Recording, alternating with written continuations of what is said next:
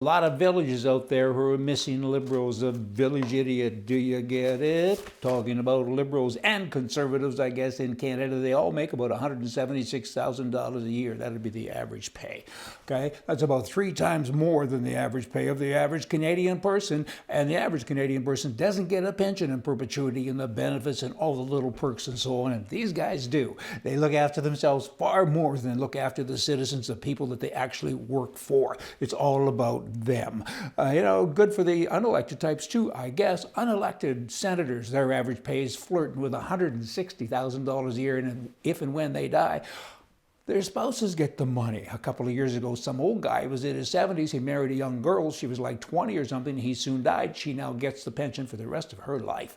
She might live for another 60 years, maybe 70 years. She was pretty young.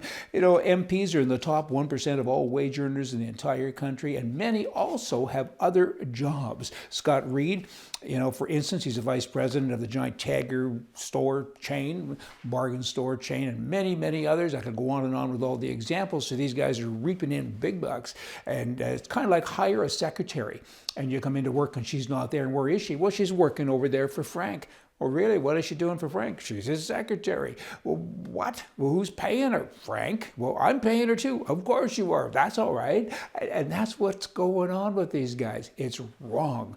It's just wrong. As we talk about bigamy, all kinds of words come to mind. It's bad. And are they doing a good job with the Canadian citizenry? Poof.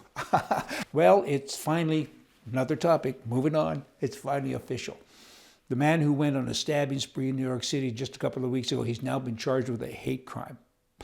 Okay, but many people murder people, and they're not charged with a hate crime. They're only charged with murder. Is there such a thing as a hate crime? A love crime?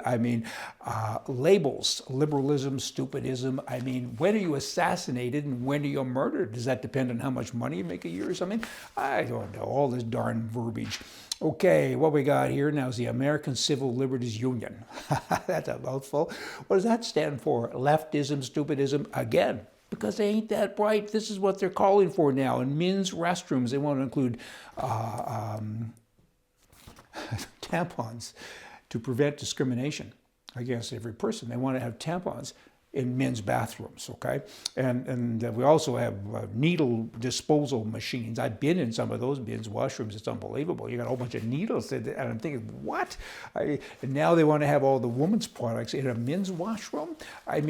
What's next?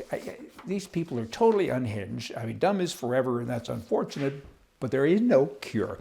The New York governor now says that he would no longer allow judges to officiate weddings because President Trump appointed many of them, and they're conservatives. I think that needs a moment of silence almost, doesn't it?